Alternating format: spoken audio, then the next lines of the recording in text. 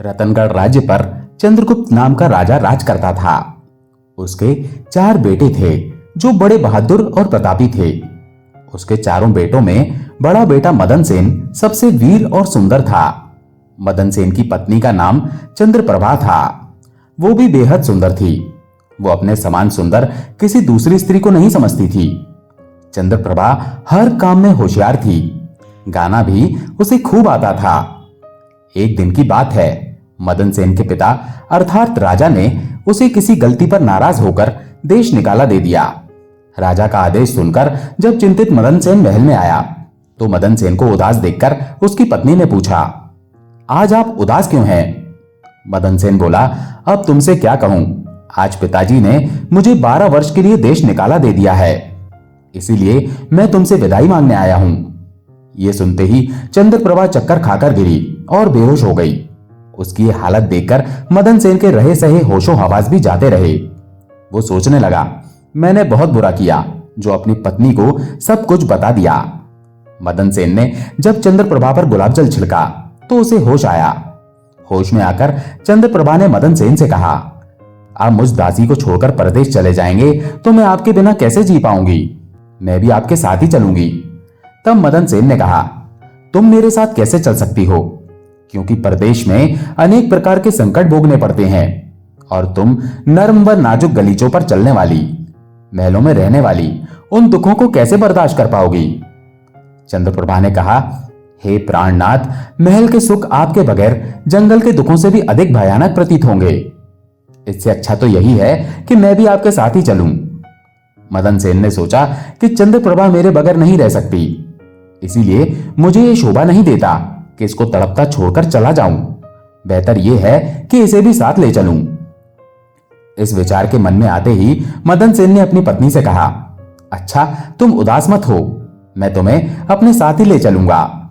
मदन सेन की बात सुनकर चंद्रप्रभा बड़ी प्रसन्न हुई और अपने पति के साथ जाने की तैयारियों में जुट गई।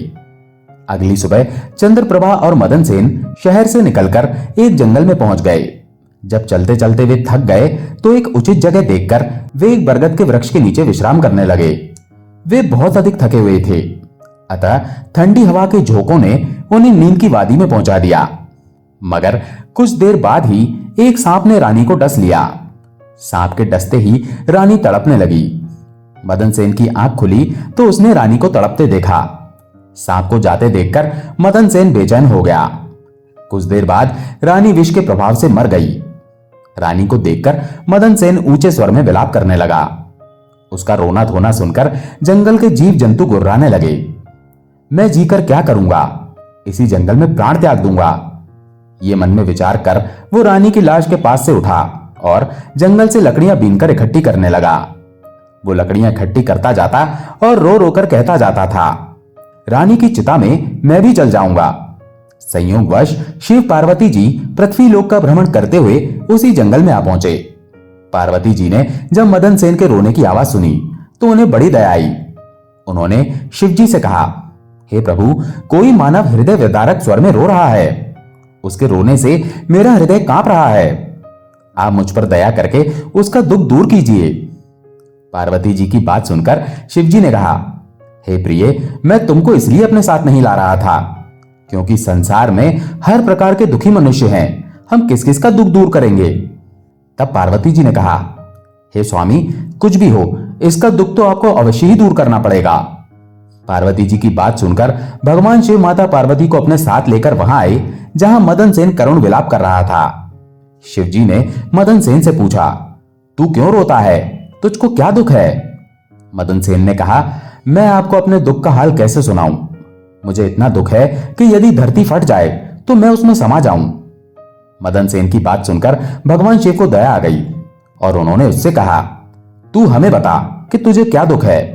तब मदन सेन ने कहा, महाराज, मैं रतनगढ़ के राजा चंद्रगुप्त का बेटा हूं। मेरे पिता ने मुझको देश निकाला दे दिया, इसलिए मैं और मेरी पत्नी इस जंगल में आ गए। यहां आकर मेरी पत्नी सर्प के डसने से मर गई। अब उसका विरह मुझसे सहन नहीं हो रहा है, इसीलिए मैं लकड़ियां एकत्र कर रहा हूं ताकि अपनी प्यारी पत्नी के साथ ही जल मरूं। मदन सेन की ऐसी दुखभरी बातें सुनकर शिवजी बोले, ए राजकुमार, संसार में आवागमन लगा ही रहता है। एक न एक दिन सबको शरीर छोड़कर जाना होता है। ना कोई किसी के साथ आया है और ना कोई किसी के साथ जाएगा। यदि तू जीवित रहेगा तो तुझे अनेक रानियां मिल जाएंगी। इसीलिए तू मेरा कहा मान और देह त्यागने का विचार छोड़ दे। भगवान शिव के इन वचनों को सुनकर मदन सेन बोला, महाराज, आपने जो कुछ कहा वो सत्य है, किंतु ऐसी पतिव्रता पत्नी तो मुझे किसी जन्म में नहीं मिलेगी और ना इसका वियोग मुझसे सहन होगा। इसीलिए मैं इसके साथ ही मरूंगा। मदन सेन के हठ को देखकर महादेव जी बोले, राजकुमार, तेरी पत्नी की आयु 20 वर्ष थी जो इसने भोग ली। अब तो बस एक ही उपाय है। यदि तू अपनी आयु का कुछ भाग अपनी रानी को दे दे तो तुम दोनों की आयु बराबर हो जाएगी। यदि ये बात तुम्हें स्वीकार है तो रानी अभी जीवित हो जाएगी। शिव जी की बात सुनकर मदन सेन ने कहा, मुझे सहर्ष स्वीकार है महाराज। अब शिव जी ने मदन सेन के हाथ में पानी देकर उससे आधी आयु देने का संकल्प कराया और रानी के हाथ पैरों पर पानी डालने से पूर्व मदन सेन से कहा कि जब तुझे आवश्यकता हो तो ये संकल्प वापस भी ले सकता है। ज्यों ही संकल्प वापस लेगा त्यों ही ये रानी मर जाएगी। परंतु सावधान, रानी से ये बात मत कहना, किसी समय ये बात तेरे काम आएगी। ऐसा कहकर रानी पर जल छिड़ककर शिव पार्वती वहां से चले गए।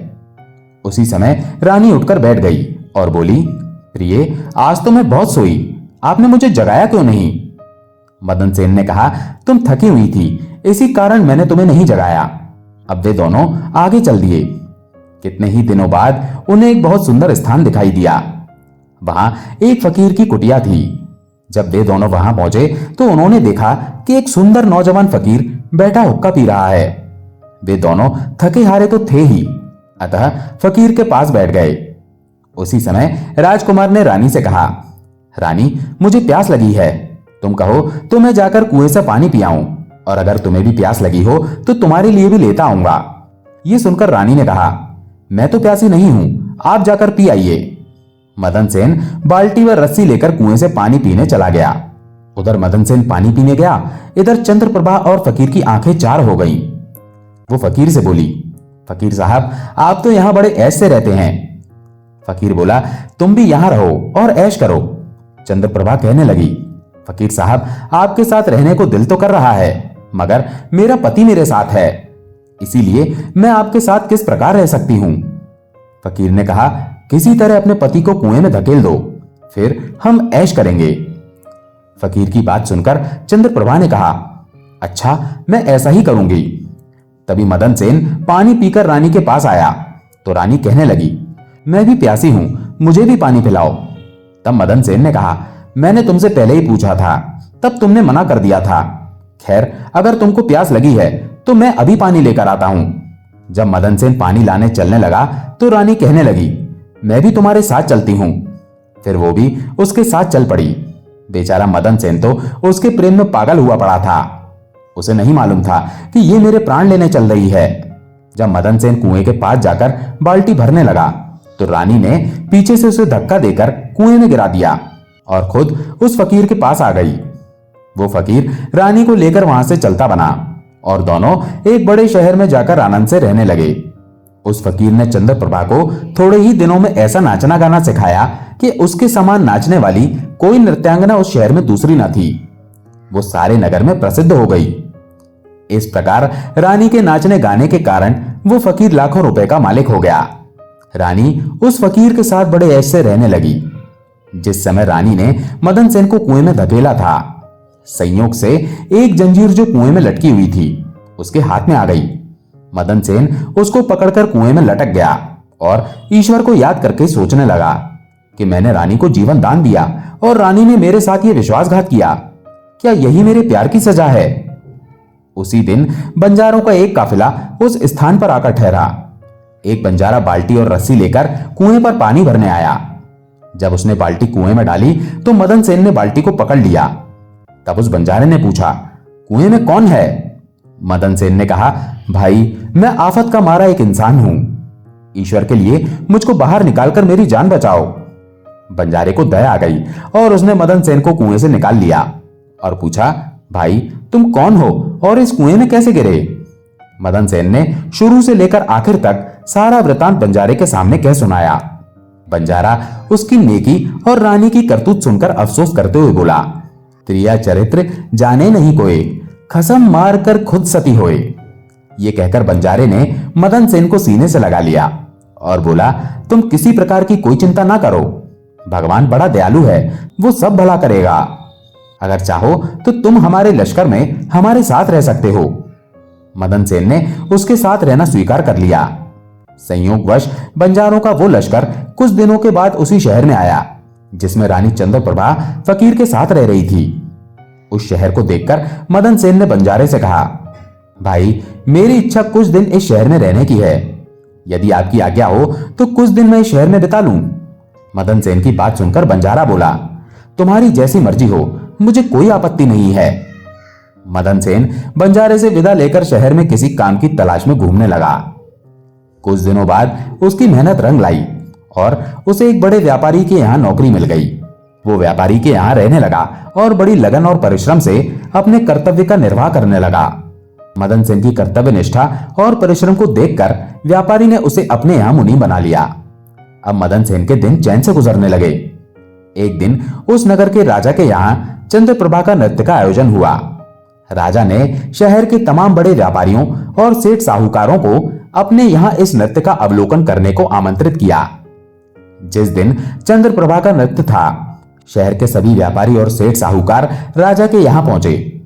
मदन सेन ने भी रानी के नृत्य और गायन की बड़ी तारीफ सुन रखी थी। उसने अपने मन में सोचा कि इस नर्तकी का नृत्य अवश्य देखना चाहिए। यही सोचकर मदन सेन भी राजा के यहाँ जा पहुंचा। रानी चंद्रप्रभा साज श्रृंगार करके नृत्य करने के लिए खड़ी हो गई। उस समय वो अप्सरा के समान सुंदर नजर आ रही थी। मदन सेन अपने मालिक के पास बैठा था। रानी ने नृत्य शुरू किया और एक गीत उसने उस महफिल में गाया। चंद्रप्रभा ने ऐसे कई गीत बड़े ही सुंदर ढंग से अपनी सुरीली आवाज में गाए। उसे सुनकर महफिल के सब लोग वाह वाह करने लगे। राजा से लेकर प्रजा तक सबने उसे ढेरों इनाम दिए। मदन सेन ने भी अपने हाथ की अंगूठी जिसमें हीरा जड़ा हुआ था उतार कर रानी चंद्रप्रभा को भेंट कर दी। रानी चंद्रप्रभा ने अंगूठी को पहचान लिया और मनी मन कहने लगी, बड़ा गजब हो गया, जो ये कमबख्त अब तक जिंदा है और यहाँ आ पहुंचा है। अब ये मुझे जिंदा नहीं छोड़ेगा। अब तो कुछ ऐसा उपाय करना चाहिए जिससे कि ये मारा जाए। फिर उसने अपने मन में उपाय सोचा, इससे बेहतर और कोई उपाय नहीं हो सकता कि एक सुंदर गीत गाऊं और राजा को रिझाऊं। फिर जब राजा खुश हो जाएं तो राजा से इसे मरवाने की आज्ञा का वचन ले लूं। ये बात अपने मन में सोचकर रानी चंद्रप्रभा ने लचकते हुए गीत गाना शुरू किया। रानी के गीत को सुनकर राजा बहुत खुश हुआ।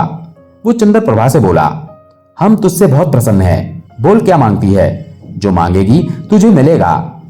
चंद्रप्रभा ने कहा, यदि आप मुझ पर प्रसन्न हैं तो पहले वचन दीजिए कि मैं जो मांगूंगी आप मुझे देंगे। चंद्रप्रभा की बात सुनकर राजा ने उसे वचन दे दिया। तब चंद्रप्रभा ने राजा से कहा, आपकी सभा में एक चोर है, इसी समय आप उसे मरवा दीजिए। राजा ने कहा, चोर को मेरे सामने ला। तब रानी ने मदन सेन का हाथ पकड़ा और उसे राजा के सामने ले आई। राजा ने कहा, इसे जल्लादों के हवाले कर दो। ये सुनकर जल्लाद मदन सेन का हाथ पकड़कर उसे मारने के लिए ले जाने लगे। उसी समय मदन सेन का मालिक व्यापारी घबराकर मदन सेन के पास आया और उससे पूछा, तूने इस नर्तकी का क्या चुराया है जिसकी वजह से ये तुझे मरवाना चाहती है? मदन सेन ने अपने मालिक से कहा, मैंने इसका कुछ नहीं चुराया, बस तुम इस राजा को मेरी दो बातें सुन लेने के लिए राजी कर लो तो मेरी जान बच जाएगी। मदन सेन का मालिक ये सुनकर अपने साथी व्यापारियों और साहूकारों के पास आया और उन सबसे सलाह मशवरा किया। उसने कहा, मित्रों, या तो राजा आज न्याय करें वरना हम सब इस शहर को छोड़कर चले जाएंगे। ये सलाह मशवरा करके सारे व्यापारी राजा के पास आए और कहने लगे, राजा साहब, हमारा मुनीम निर्दोषी मारा जा रहा है। वो कहता है कि राजा ने मुझे मारने की जो आज्ञा दी है सो मुझे भी राजा की आज्ञा से मरना स्वीकार है, लेकिन मेरी दो बातें सुन ली जाएं। राजा ने व्यापारियों की बात सुनकर कहा, ठीक है, मुनीम को लेकर आओ। मदन सेन को लाया गया। राजा बोला, तुम जो कुछ भी कहना चाहते हो वो मेरे सामने कहो। मदन सेन ने कहा, मैंने क्या दोष किया है जिसके कारण आपने मुझे मृत्यु दंड दिया है? राजा ने कहा, तू इस नर्तकी का चोर है। यह सुनकर मदन सेन ने कहा, मैं इस नर्तकी का चोर नहीं हूं, मैं तो इसका पति हूं। यह मुझे कुएं में धकेलकर एक फकीर के साथ चली आई है। तब चंद्रप्रभा ने कहा, महाराज, मैं इस चोर और झूठे को क्या जानूं कि ये कौन है। फिर मदन सेन बोला, राजा साहब, अगर ये मेरी पत्नी नहीं है तो जो कुछ चीज मैंने इसे रास्ते में दी थी, ये मेरी वो अमानत मुझे लौटा दे। तब रानी ने कहा, मुझे स्वीकार है। मदन सेन ने कहा, अच्छा, अपने हाथ में पानी ले, मेरा तेरा न्याय इसी सभा में होगा। पानी लेकर कह कि जो वस्तु इसने रास्ते में मुझे दी थी वो मैं आज इसे वापस करती हूं। तब रानी ने अपने हाथ में पानी लेकर कहा, जो वस्तु इसने मुझे रास्ते में दी थी वो मैं आज इसे वापस करती हूं। ये कहकर रानी ने जैसे ही अपने हाथ से संकल्प का पानी छोड़ा, वैसे ही रानी के प्राण पखेरु उड़ गए। ये देखकर सब लोग आश्चर्यचकित रह गए।